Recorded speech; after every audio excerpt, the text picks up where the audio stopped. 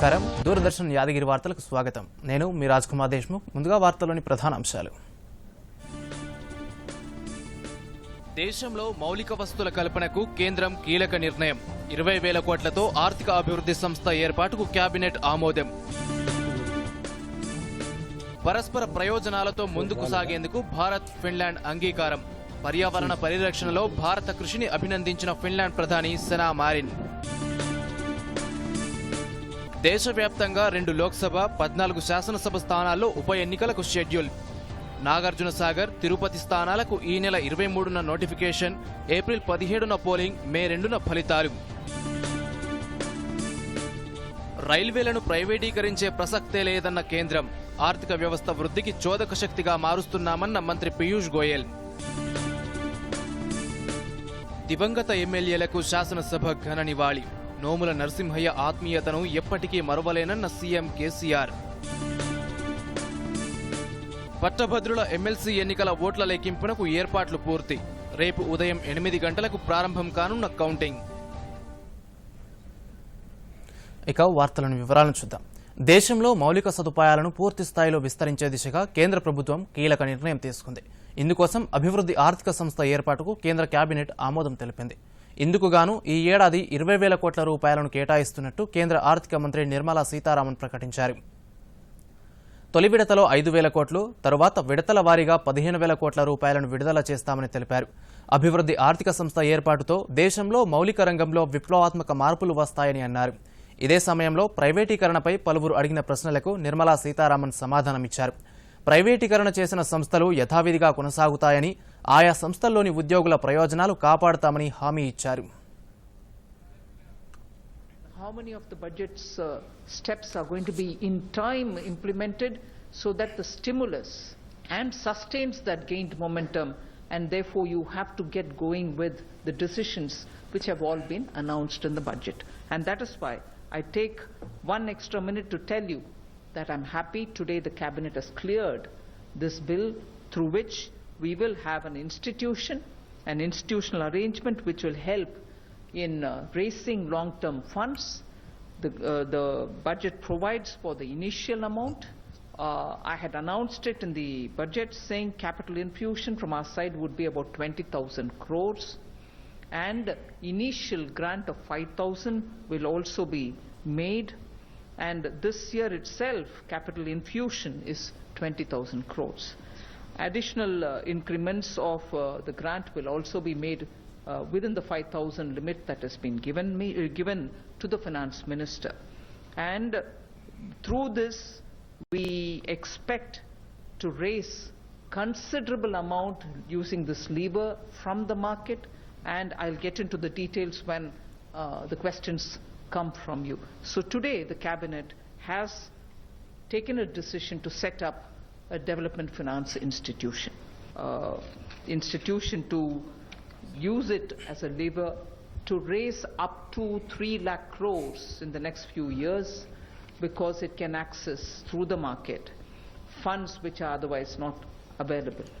పరస్పర ప్రయోజనాలతో ముందుకు సాగుదామంటూ భారత ప్రధానమంత్రి నరేంద్ర మోదీ ఫిన్లాండ్ ప్రధాని సెనా మారిన్కు సూచించారు ద్వైపాక్షిక ఆర్థిక బంధాలపై నిర్వహించిన శిఖరాగ్ర సమావేశంలో ఆయన వర్చువల్ విధానంలో పాల్గొన్నారు జాతీయ అంతర్జాతీయ అంశాలతో పాటు పలు అంశాలపై ఇరు ప్రధానులు చర్చించారు పర్యావరణ పరిరక్షణలో భాగంగా గ్రీన్ ఛాలెంజ్ కోసం భారత్ తీసుకుంటున్న చర్యలను ప్రధాని వివరించారు దీంతో పాటు దేశంలో మొబైల్ డిజిటల్ సాంకేతిక పరిజ్ఞాన వినియోగ తీరును వివరించారు కోవిడ్ సమయంలో ఫిన్లాండ్ ప్రభుత్వం సమర్థవంతంగా పనిచేసిందంటూ ప్రధాని ప్రశంసించారు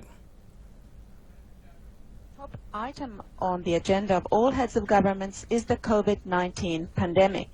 I want to recognize the efforts of India. Excellency, नमस्कार. आपके रिमार्क्स के लिए बहुत-बहुत धन्यवाद. एक्सेलेंसी, कोविड-19 से फिनलैंड में हुई जानहानि के लिए पूरे भारत की ओर से मेरी हार्दिक संवेदनाएं. आपके नेतृत्व में फिनलैंड इस पैंडेमिक को कुशलता से हैंडल किया है. इसके लिए मैं आपको बधाई देता हूं. एक्सेलेंसी, इस पैंडेमिक के दौरान भारत ने अपने डोमेस्टिक संघर्ष के साथ साथ विश्व की जरूरतों का भी ध्यान रखा है. पिछले साल हमने 150 से अधिक देशों को दवाइयां और अन्य आवश्यक सामग्री भेजे थे और हाल में हमने लगभग 70 देशों को भारत में बनी वैक्सीन की 58 मिलियन से अधिक डोजेज पहुंची है।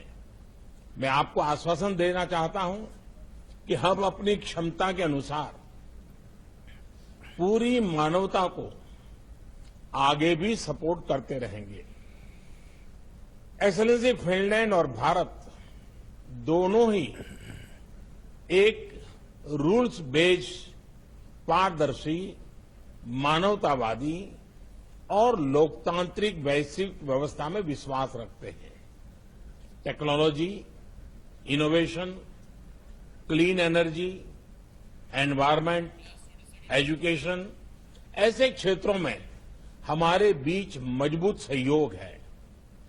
पोस्ट कोविड काल में वैश्विक आर्थिक रिकवरी के लिए भी सभी सेक्टर्स बहुत महत्वपूर्ण होंगे। దేశవ్యాప్తంగా 2 లోక్సభ స్థానాలతో పాటు 11 రాష్ట్రాల పరిధిలోని 14 శాసనసభ స్థానాల్లో ఉప ఎన్నికలకు కేంద్ర ఎన్నికల సంఘం నోటిఫికేషన్ జారీ చేసింది. ఇందులో రాష్ట్రంలోని నాగార్జునసాగర్ శాసనసభ స్థానంతో పాటు ఏపీలోని తిరుపతి లోక్సభ ఉన్నాయి. ఈ నియోజకవర్గాల వారీగా ఈ నెల 23న ఎన్నికల నోటిఫికేషన్ విడుదలవుతుంది. మార్చి 30 వరకు నామినేషన్లు స్వీకరిస్తారు. 31న నామినేషన్లను పరిశీలిస్తారు. నామినేషన్ల ఉపసంహరణకు ఏప్రిల్ 3 తుది గడువుగా నిర్ణయించారు. ఏప్రిల్ 17న పోలింగ్ నిర్వహించనున్నట్టు ఈసీ తెలిపింది. 5 రాష్ట్రాల ఎన్నికల ఓట్ల లెక్కింపు రోజైన మే 2నే ఓట్ల లెక్కింపు జరుగుతుంది. భారతీయ రైల్వే శాఖను ఎట్టి పరిస్థితుల్లోనూ ప్రైవేటీకరించడం జరగదని కేంద్ర మంత్రి పీయూష్ గోయల్ స్పష్టం చేశారు.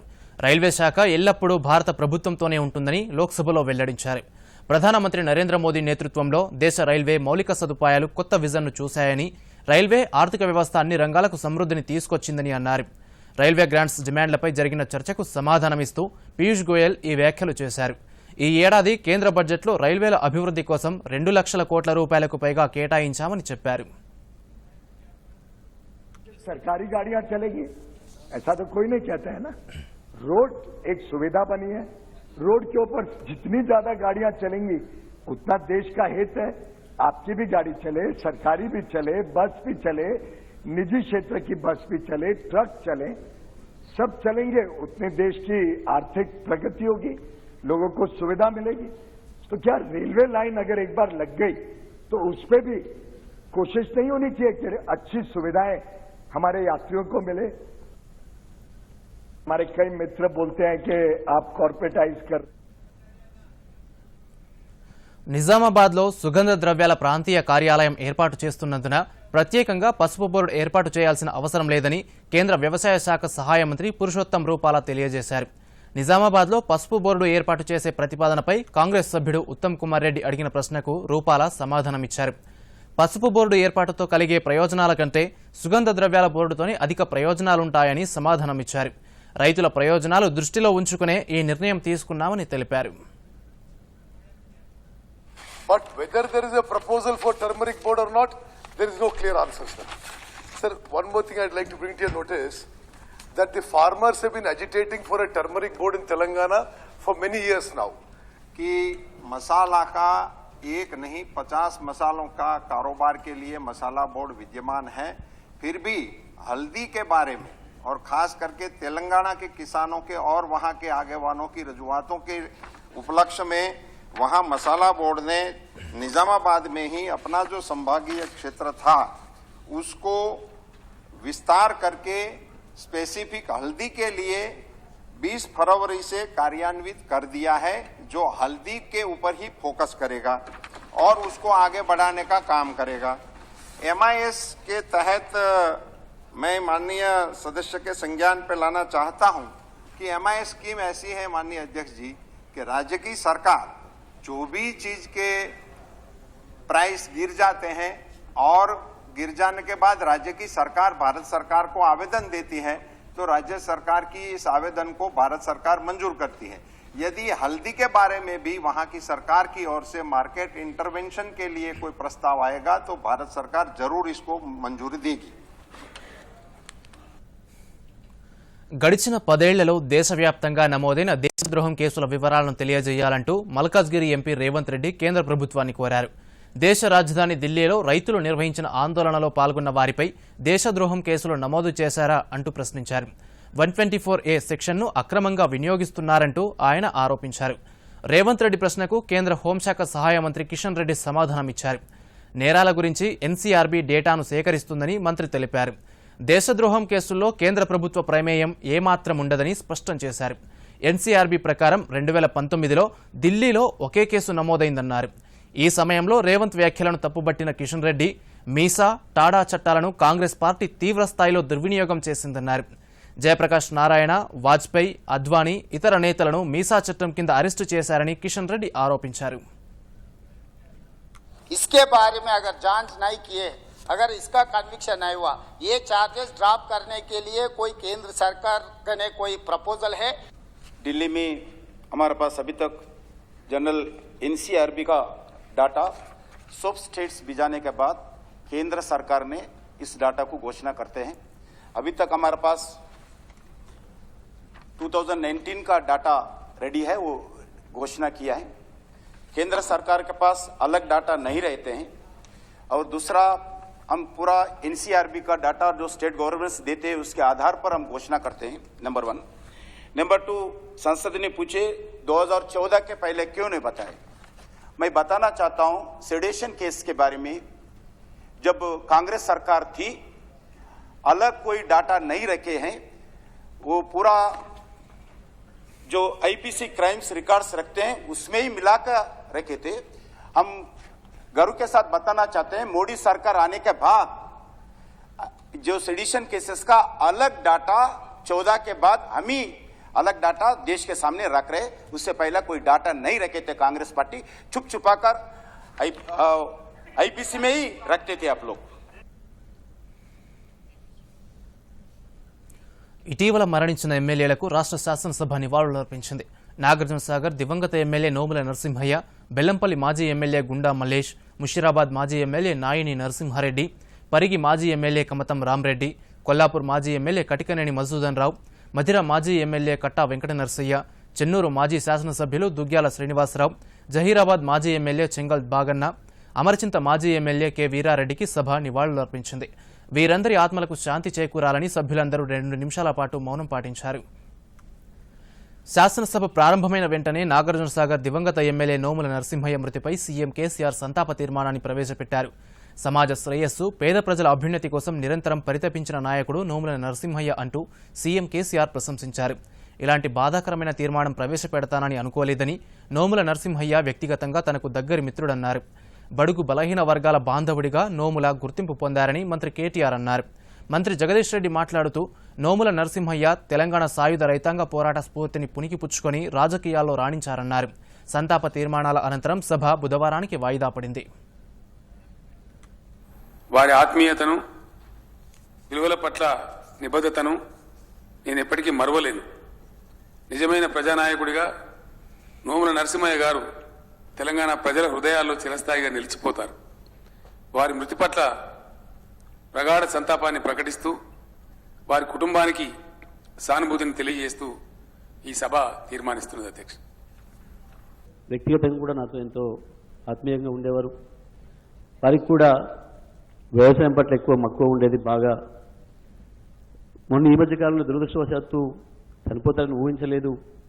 దానికంటే ఒక నెల రోజుల ముందే ఒక చిన్న అస్వస్థతకు గురే ఆసుపత్రిలో ఉన్నప్పుడు నేను వెళ్ళి పలకరించి, నాకు చెప్పాలి కదా మీరు ముందే, నాకు సమాచారం ఎందుకు ఇవ్వలేదు అని చెప్పి అన్నప్పుడు, అనుకోలేదన్నా ఏదో చిన్నదే కదా, ఒక నిమిషం వచ్చి వస్తాను, హాస్పిటల్కి వచ్చి వస్తాను అనుకున్నాను అని చెప్పి మాట్లాడుతూ, ఒకసారి నా పొలానికి రావాలి, నువ్వు కూడా నాకు కూడా తప్పకుండా సజెషన్ ఇవ్వాలి, వ్యవసాయంలో నాకంటే మంచిగా ముందుకు పోతున్నావు, వ్యవసాయంలో ఆదాయం పెంచే పద్ధతులు ఏందో చెప్పాలి నాకు కూడా, నేను ఏదో రొటీన్గా చేస్తా ఉన్నా అని చెప్పి ఆవులు కూడా అదే బాగా పెంచుతున్నానని తెలిసింది. నాకు కూడా ఇవ్వుకొని ఒక ఉద్యమాల నేపథ్యం నుండి, కమ్యూనిస్ట్ నేపథ్యం నుండి ముఖ్యంగా అణగారిన వర్గాల కోసం గొంతు విప్పిన నాయకుడిగా వారికి మొత్తం రాష్ట్రమంతటా కూడా పేరుండేది. అధ్యక్ష, వారు ఎన్నో మార్లు గతంలో మేము ఎవరం కూడా శాసనసభలో యువ నాయకులు, యువ శాసనసభ్యులు లేనప్పుడు వారు ఎన్నో సందర్భాల్లో బలంగా వారు గొంతు ఏదైతే విప్పేవారో అధ్యక్ష, గతంలో అది మా అందరికీ కూడా భవిష్యత్తులో కూడా తప్పకుండా స్ఫూర్తివంతంగా ఉంటుంది. వారి మరణం నిజంగా కూడా కేవలం నాగార్జున సాగర్ నియోజకవర్గానికి కాదు అధ్యక్ష, నల్గొండ జిల్లాలోని అక్కడి బలహీన వర్గాల ప్రజలకి, అక్కడి అణగారిన వర్గాల ప్రజలకి తప్పకుండా ఒక తీరని లోటు అధ్యక్ష. మా పార్టీకి కూడా, టీఆర్ఎస్ పార్టీకి కూడా చాలా పెద్ద లోటు అధ్యక్ష. ఆనరబుల్ నేడు జాతీయ టీకా దినోత్సవం. ఈ సందర్భంగా గవర్నర్ డాక్టర్ తమిళిసై సౌందరరాజన్ మాట్లాడుతూ ప్రజల్లో టీకాపై మరింత అవగాహన పెంపొందించాల్సిన అవసరం ఉందన్నారు. టీకాలపై సరైన అవగాహనే ప్రజలందరి ఆరోగ్యానికి తోడ్పడుతుందని పేర్కొన్నారు. ప్రస్తుతం మనం కోవిడ్ వ్యాక్సిన్పై దృష్టి పెట్టినప్పటికీ చిన్నపిల్లలకు ప్రాణాధారమైన ఇతర వ్యాక్సిన్లు ఇప్పించడం మర్చిపోవద్దని గవర్నర్ తెలిపారు. మన దేశం ఇప్పుడు ప్రపంచంలోనే అతిపెద్ద వ్యాక్సినేషన్ కార్యక్రమం చేపట్టిందని, ఈ కార్యక్రమంలో ప్రజలందరూ చురుగ్గా పాల్గొనాలని గవర్నర్ పిలుపునిచ్చారు. మన దేశం, ముఖ్యంగా హైదరాబాద్ ప్రపంచ వ్యాక్సిన్ తయారీ రాజధానిగా అభివృద్ధి చెందుతుందని, ప్రపంచానికి అవసరమైన వ్యాక్సిన్లలో ఎక్కువగా ఇక్కడి నుంచి తయారీ, పంపిణీ జరగడం మనందరికీ గర్వకారణమని గవర్నర్ అన్నారు. అందరికీ నమస్కారం. ఈ రోజు జాతీయ టీకా దినోత్సవం. మనం అందరం టీకాపై సరి ఆయన అవగాహన కలిగితాం. కోవిడ్ టీకా అర్హులైన అందరం తీసుకుందాం. చిన్న పిల్లల వ్యాక్సిన్లపై నిర్లక్ష్యం వద్దు. ఎమ్మెల్సీ ఎన్నికల ఓట్ల లెక్కింపునకు అన్ని ఏర్పాట్లు పూర్తయ్యాయి. రేపు ఉదయం 8 గంటలకు లెక్కింపు ప్రక్రియ మొదలవుతుంది. హైదరాబాద్, రంగారెడ్డి, మహబూబ్ నగర్ పట్టభద్రుల ఎమ్మెల్సీ స్థానానికి సంబంధించి కౌంటింగ్ కోసం సరూర్ నగర్ ఇండోర్ స్టేడియంలో ఏర్పాట్లు చేశారు. వరంగల్, ఖమ్మం, నల్లగొండ ఎమ్మెల్సీ కౌంటింగ్ నల్లగొండ జిల్లా కేంద్రంలోని అర్జాలాబావి స్టేట్ వేర్ హౌసింగ్ కార్పొరేషన్ గోదాంలో నిర్వహిస్తారు. ప్రాధాన్యత క్రమంలో ఓటు వేసినట్టుగానే కౌంటింగ్ కూడా ఇదే విధంగా జరుగుతుంది. తొలి ప్రాధాన్యత ఓట్లను మొదలు లెక్కించి ఆ సమయంలోనే చెల్లని ఓట్లను తొలగిస్తారు. చెల్లిన ఓట్లను మాత్రమే పరిగణలోకి తీసుకుంటూ విజేతకు అవసరమైన కోటాను నిర్ణయిస్తారు. చెల్లిన ఓట్లలో 50% ప్లస్ 1 కలిపి విజేతకు అవసరమైన గెలుపు కోటాను నిర్ధారిస్తారు. తొలి ప్రాధాన్యత ఓట్లలోనే ఈ గెలుపు కోటాను అభ్యర్థులు సాధిస్తే సరే, లేకుంటే ఎలిమినేషన్ పద్ధతిలో రెండో ప్రాధాన్యత ఓట్లను లెక్కిస్తారు. అప్పటికీ విజేత తేలకుంటే మూడో ప్రాధాన్యత ఓట్లను లెక్కిస్తారు. హైదరాబాద్, రంగారెడ్డి, మహబూబ్ నగర్ పట్టభద్రుల ఎమ్మెల్సీ స్థానంలో 67.26% పోలింగ్, వరంగల్, ఖమ్మం, నల్లగొండ పట్టభద్రుల ఎమ్మెల్సీ స్థానంలో 76.41% పోలింగ్ నమోదైంది.